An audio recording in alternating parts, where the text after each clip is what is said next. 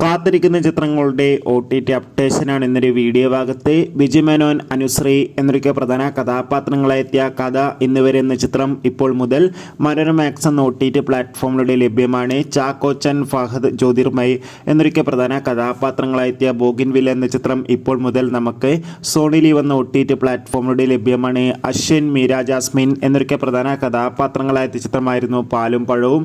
ചിത്രം ഉടൻ തന്നെ സൈനാപ്ലേ എന്ന OTT പ്ലാറ്റ്ഫോമിലൂടെ OTT റിലീസ് ചെയ്യുമെന്ന് കൺഫേം ആക്കിയിട്ടുണ്ട്. കാത്തിരിക്കാം. അർജുൻ അശോകൻ, ബാലു വർഗീസ് എന്നൊക്കെ പ്രധാന കഥാപാത്രങ്ങളായ ചിത്രമായിരുന്നു പല്ലൂട്ടി 90 കിഡ്സ്. ചിത്രം ഈ വരുന്ന ഡിസംബർ മാസം 18-ാം തീയതി മനോരമാക്സ് എന്ന OTT പ്ലാറ്റ്ഫോമിലൂടെ OTT റിലീസ് ചെയ്യും. ഗിരീഷ് ഏഡിയുടെ സംവിധാനത്തിൽ നെസ്ലി നായകനെത്തിയ ചിത്രമായിരുന്നു അയാം കാതലൻ. ചിത്രം ഉടൻ തന്നെ നമുക്ക് മനോരമാക്സ് എന്ന OTT പ്ലാറ്റ്ഫോമിലൂടെ കാണാൻ വേണ്ടി സാധിക്കുന്നതായിരിക്കും. ജോജു, ജുനൈസ്, സാഗർ എന്നൊക്കെ പ്രധാന കഥാപാത്രങ്ങളായ ചിത്രമായിരുന്നു പണി. ചിത്രം മികച്ചൊരു വിജയമായിരുന്നു. ഇപ്പോൾ കിട്ടുന്ന അപ്ഡേഷൻ പ്രകാരം ചിത്രം ഡിസംബർ 20-ാം തീയതി സോണി ലീവിലൂടെ OTT റിലീസ് ചെയ്യും.